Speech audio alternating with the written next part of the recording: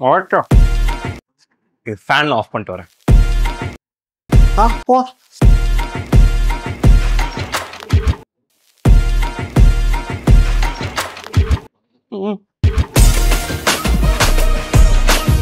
ஆரம்பிக்கலாங்களா? You guys wanted Kadhal advice, so I'm giving you guys Kadhal advice. Is it advisable to confess to a senior crush? உனக்கு என்ன வயசாகுது?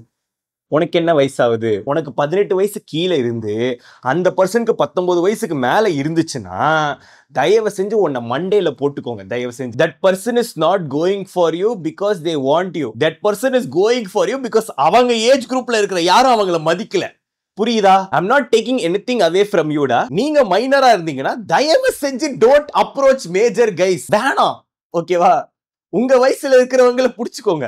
அப்படி இல்லையா major ஆற வரைக்கும் வெயிட் பண்ணுங்க. அப்பதான் உங்க மூளை வளரும். அது வரைக்கும் தயவு செஞ்சு don't talk to major people. If you are talking to a major guy or girl, call them அண்ணா அக்கா by default. Okay? ஏன்னா அவங்க அண்ணா அக்கா தான். See, there are a few exception cases. Let's say that நீங்க வந்துட்டு 10th standardல படிக்கும்போது ஒரு 12th standard பையனை லவ் பண்றீங்க. காதலிக்கிற on the courseல at one point that person will be major and you will be minor, right? அப்போ கூட don't propagate that fact. Okay? அப்போ வேற வழி இல்லாம நடந்துருச்சுன்னா விடுங்க. You both are minor or you both are major, go ahead. எப்படியோ வந்துட்டு no தான் சொல்ல போறாங்க. I feel like guys are much more into people who are younger than them than girls are. Okay? நீங்க ஒரு ஜூனியரா இருந்துட்டு நீங்க சீனியர் பையன் கிட்ட போய் ப்ரொபோஸ் பண்றீங்கன்னா உடனே ஒத்துக்கிறதுக்கு சான்சஸ் வந்துட்டு ரொம்ப அதிகம். இதே நான் ஒரு ஜூனியர் பையனா இருந்து ஒரு சீனியர் அக்கா கிட்ட போனேன்னா அவங்க நான் என்னதான் இருந்தாலும் என்ன வந்துட்டு ஐயோ சூ பாப்பா என்ன ஃபீலிங்ஸ் வந்துருச்சா அப்புறமா அந்த ரிஜெக்ஷனுக்கு நீங்க ரெடியா இருங்க. ஏன்னா நோ சொல்றது கூட பரவாயில்ல. நோப்பா தம்பி என்ன நீ சின்ன பையனா இருக்கும் போது இந்த மாதிரி ஃபீலிங்ஸ் எல்லாம் வரும். அப்படி இப்படி ஏதாவது சொல்லிட்டாங்கன்னா மனசு உடைஞ்சு போயிரும். அப்போ லைட்டா வலிக்கும். அது மட்டும் பாத்துக்கோ. How to move on from the person whom I never confessed how I feel about that person. சில நேரங்களில் என்ன ஆகும்னா அவங்க கிட்ட சொன்னா அது கண்டிப்பா நோன்னு தெரியும். ஓகேவா? அதனாலே சொல்ல மாட்டோம். ஏதோ ஒரு 10% 5% சான்ஸ் இருக்கும்ல. அவங்க மேபி எஸ் சொல்லிடுவாங்களோ அப்படிங்கிற மாதிரி ஒரு சான்ஸ் இருக்கும்ல. அந்த 5%னால ரொம்ப நாள் வலி இருந்துகிட்டே இருக்கும். ஏன்னா அது அப்படியே டிசிபேட் ஆகாது. ஏன்னா உங்க மனசு எங்கேயோ ஒரு இடத்துல யோசிச்சுட்டே இருக்கும். ஸோ இங்க பாரு 2 வழி தான். ஒன்னு சொல்லிட்டு எஸ் ஆர் நோவான்னு கேட்டுட்டு மூவ் ஆன் ஆகுறது. இல்லைன்னா உள்ளுக்குள்ளே இது பண்ணிட்டு நீயே வந்து கொஞ்ச நாள் லேட் ஆகும். ரெண்டுமே வே தான். உன்னோட வே எதுன்னு நீ சூஸ் பண்ணிக்கிட்டாதான்ப்பா. மூவ் ஆன் ஆவறதுங்கிறது எதுவும் இந்த மாதிரி கோட்பாடு இல்லை. இப்படி பண்ணா மூவ் ஆன் ஆயிடலாம், இப்படி பண்ணா மூவ் ஆன் ஆயிடலான்னு. ஒரு நாள் எந்திருப்பீங்க, it will all be fine. அந்த நாளுக்காக வெயிட் பண்ணணும், வேற வழி இல்லை. சைட் சிக்னா என்ன ப்ரோ? சைட் டிஷ் மாதிரியா? தயவு செஞ்சு don't have side chicks guys or side dicks or whatever girls call it. தயவு செஞ்சு கொஞ்சம் சைட்ல வச்சுக்கிறேன் அப்படிங்கிற மாதிரி எதுவுமே பண்ணாதீங்கடா. தயவு செஞ்சு ப்ளீஸ்ரா. ஓகே, அப்படி உங்களுக்கு பண்ணணும்னா கேஷுவல் ரிலேஷன்ஷிப். நான் எல்லாருக்கூடயும் இருப்பேன், எனக்கு ரிலேஷன்ஷிப்புங்கிற வேலையே வேணாம் அப்படின்னு சொல்லிட்டு இருந்துக்கோங்க. ஓகேவா? இந்த கமிட்டடா இருந்துக்கிட்டு அப்படியே சைட்ல ப்ளீஸ் வேணாம். இது எப்படி தெரியுமா? உங்க கையில நல்லா பிரியாணி இருக்கு. இல்ல நான் வந்துட்டு ரோட்டு கடையில ஒரு ஃப்ரைட் ரைஸ் விற்குது. அந்த அண்ணா வந்துட்டு 2 நாள் முன்னாடி இருக்கிற சிக்கன் யூஸ் பண்றாங்க, அது செமையா இருக்கும், நான் போய் ஒரு நாள் மட்டும் சாப்பிட்டு வந்துருவேன்னா it won't work like that பா. அந்த ஒரு நாள் சாப்பிடுறதுனால நீங்க நிறைய நாள் பேதியில இருப்பீங்க. My analogies are getting weird, no? But it makes sense, okay? உங்களுக்கு புரியுதுல நான் என்ன சொல்ல வரேன்னு? இந்த மாதிரி கேவலமா ஏமாத்தி சுத்துறவனுக்குலாம் ஆள் இருக்கும். நேர்மையா இருக்கும்னு நினைக்கிறவங்க ஒருத்தனும் கிடைக்காது. தயவு செஞ்சு யாரையும் சைட்ல வைக்காதீங்க, பேலன்ஸ் மிஸ் ஆகுது. பாரு அதெல்லாம் மாஸ். இந்த மாதிரி இதை சொல்லு. What to do when my ex comes back to me? நான் சொன்னா கேட்கவா போற?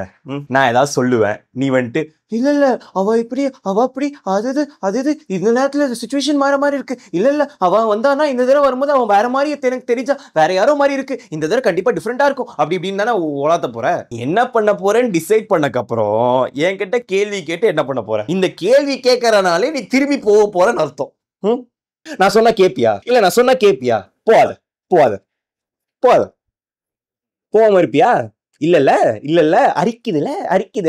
எனக்கு என்னன்னா இந்த தப்பு செய்ய போறவங்கலாம் தப்பு செய்யறதுக்கு முன்னாடி ஒரு கேள்வி கேட்பானுங்க. அவங்க கான்சியஸுக்காக மேபி போடா மச்சான் சொல்லிட போறான். எவனும் போடா மச்சான் சொல்ல மாட்டான். சொன்னா நீ கேட்கவும் மாட்ட. அப்புறம் எதுக்கு கேட்கற? If GF orders to not talk with a particular girl, what should we do? I mean, இந்த மாதிரி ரிலேஷன்ஷிப்ஸ்க்கு நான் எப்பவுமே வந்துட்டு எதிர்ப்பு தெரிவிப்பேன். But you know what? I've come to realize something. There are different types of relationships. இப்போ நீங்க டாக்ஸிக்கான ரிலேஷன்ஷிப்ல இருக்கணும்னு ஆசைப்படுறீங்கன்னா இருந்துக்கோங்க, உங்களோட சாய்ஸ்பா. எனக்கு என்ன கண்ட்ரோல் பண்ற மாதிரி ஒரு ஆள் தான் வேணும் அப்படின்னீங்கன்னா போங்கப்பா, ஒன்றும் பிரச்சனை இல்லை. உங்களோட லைஃப், நான் சொல்லி எதுவும் இது இல்லை. அப்படி பண்ணா உங்களுக்கு வலிக்க தான் போகுது, கஷ்டமா இருக்க தான் போகுது. ஆனா நீங்க அந்த பர்சனா சூஸ் பண்றீங்கன்னா என்னால ஒண்ணும் பண்ண முடியாது. நான் கை கழுவி விட்டுட்டேன், ஓகேவா? தண்ணி திறந்து இப்படி வச்சு கை கழுவி விட்டுட்டேன். ஓகே, இந்த மாதிரி ஆட்கள் கட்டலாம் நான் பேசியே வேஸ்ட்டுங்கிறத முடிவு பண்ணிட்டேன். ஏன்னா அட் எண்ட் ஆஃப் த டே நான் வந்துட்டு எல்லாம் சொல்லுவேன், இதெல்லாம் சொல்லுவேன். அதுக்கப்புறம் இதே எடுத்துட்டு போய் அவன் ஆளுக்கிட்ட சொல்லி அவன் ஆளுக்கு ஏன் மேல காண்டா என்ன வந்து அடிப்பான். எதுக்கு? நீங்க டாக்ஸிக்கான ரிலேஷன்ஷிப்ல இருக்கீங்களா, இருங்கப்பா. எனக்கு எனக்கு தெரியாது, எனக்கும் உங்களுக்கும் சம்மந்தம் இல்லை, அவ்வளவுதான். ஏன்னா நான் நிறைய பட்டுட்டேன். இந்த மாதிரி ரிலேஷன்ஷிப் இருக்கிறவங்கலாம் மூளை குழம்பி கிடக்குது, ஓகேவா? ஸோ அதனால ஐ ஹாவ் நோ அஃபிலியேஷன்.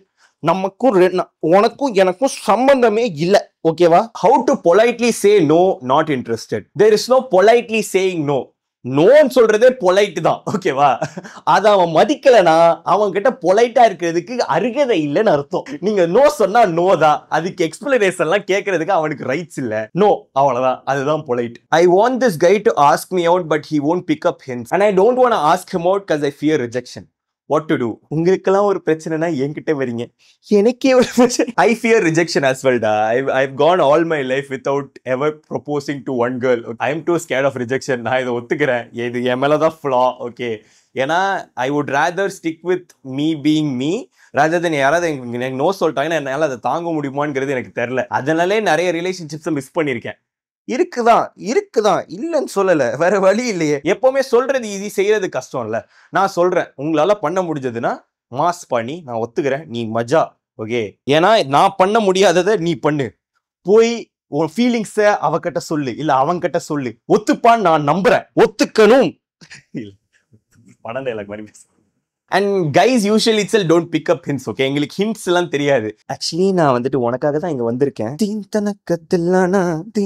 இந்த சட்டை உனக்கு பிடிக்கும்னு சொன்னல, அதுக்காக தான் நான் இதை போட்டு வந்தேன். ரக்கமா ரக்கு நெஞ்சுக்குள்ள விக்கெட். என்ன சொல்றீங்க? So just ask. He's a guy, he'll probably say yes. Me and my abusive ex. அங்கேயே நான் கை கழுவிட்டேன். சரி பரவாயில்ல, படிக்கலாம் என்னதான் சொல்றாங்கன்னு பாப்போம். Me and my abusive ex asked me to kill my pet.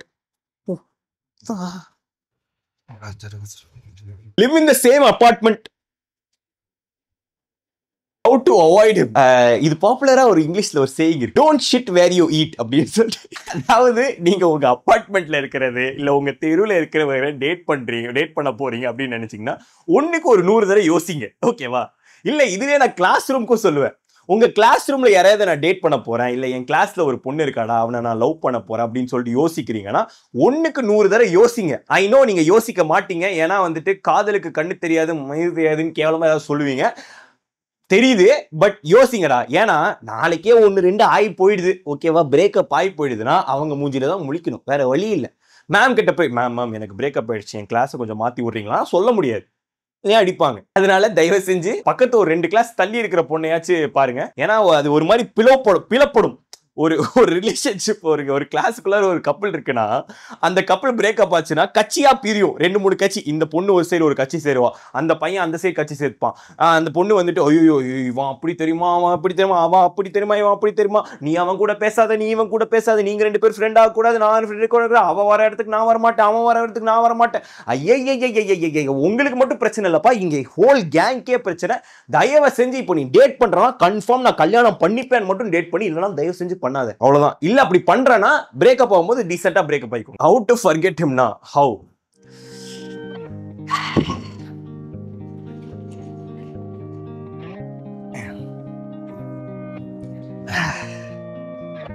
So there's no forgetting, there's only forgiving. You'll remember the pain, you'll remember them until one day you wake up and it's all okay. You understand that life goes on without them. You understand that it's okay to not be with them.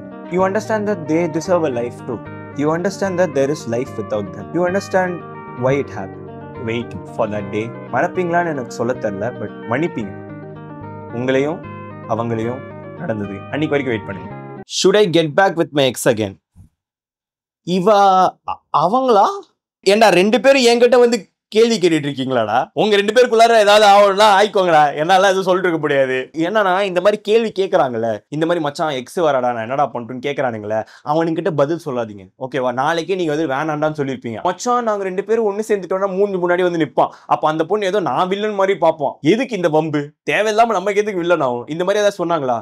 அப்படியா மச்சான், நீயே பாத்துக்கோடா, உனக்கு தெரியும், நீ ஸ்மார்ட்டானவன் அப்படின்னு சொல்லிட்டு வேலையை முடிச்சிருங்க. தயவு செஞ்சு இந்த மாதிரி பதில் சொல்ற வேலை, அட்வைஸ் சொல்ற வேலை எல்லாம் வச்சுக்காதீங்க. That's it. I think that's it for the video today. வேற ஏதாவது காதல் அட்வைஸ் வீடியோ வேணும், திரும்பவும் வேணும்னு கேட்டீங்கன்னா இந்த வீடியோக்கு அட்லீஸ்ட் ஒரு 1000 லைக்ஸ் வந்தாதான் நான் வந்துட்டு அடுத்த வீடியோ பண்ணுவேன். இல்லைன்னா காதல் அட்வைஸ்லாம் வர முடியாது. ஓகேவா? ஏன்னா ஆல்ரெடி திட்டுறானுங்க, காதலை தவிர வேற எதுவுமே தெரியாதான்றானுங்க. அந்த கருமத்துல என்னால காதலை கேட்க முடியல. அதனால இந்த வீடியோ 1000 லைக்ஸ் வந்தா நான் அடுத்த வீடியோ பண்ணுவேன். இல்லைன்னா இல்லப்பா காதல் அட்வைஸ் அவ்வளவுதான். இல்லைன்னா எனக்கு போர் அடிச்சதுனாலும் பண்ணுவேன். பட் சொல்றேன், உங்களுக்கு சீக்கிரமா வேணா மைனஸ் அரா பவர், கையில சம்பள கவர், சைட்ல செய்யல தவர், நோ நோ நெவர் எவர் எவர் எவர் எவர்